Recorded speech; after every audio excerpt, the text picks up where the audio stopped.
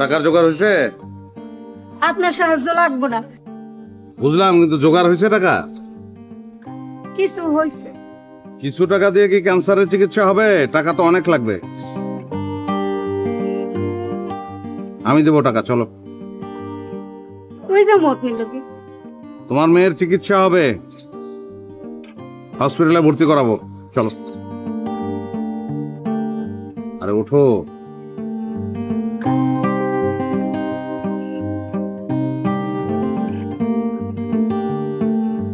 সত্যি করে বলো তো, এত টাকা তুমি কোথায় পেলে? উল্টা পাল্টা কিছু করনি তো? তোমার আমাকে এমন মনে হয় কেন বলো তো? তাহলে এতগুলো টাকা পেলে কোথায়? বলছি তোমাকে, আমি এখন স্বপ্নের মধ্যে আছি এবং এই স্বপ্নের বর্তমানটা হচ্ছে টাকা কেন্দ্রিক। তোমার মাথা ঠিক আছে? ঠিক আছে, তুমি ভাবছো আমি পাগল হয়ে গেছি, কিন্তু আসলে তো তা না।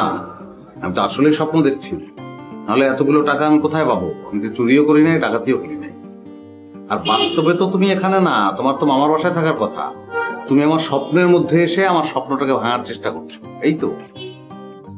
শোনো, আমি মামা বাড়ি ছিলাম, কিন্তু এখন আমি তোমার সামনে, এটাই সত্য। আর এতগুলো টাকা তো ছেলে খেলা না।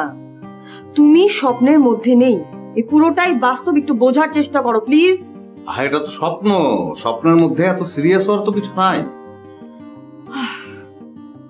ঠিক আছে, কাল সকালে কথা হবে, এখন ঘুমাও। তুমি আমার স্বপ্নের 12টা বাজার।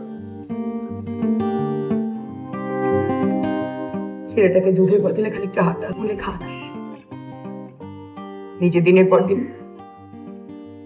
কি ব্যাপার, তুমি সারা রাত ঘুমাওনি? সুধাংশুর পাশে আরে আমি স্বপ্ন দেখতেছি না, স্বপ্নের মধ্যে কেউ ঘুমায় নাকি? খেলাটা শেষ করি। কিসের খেলা?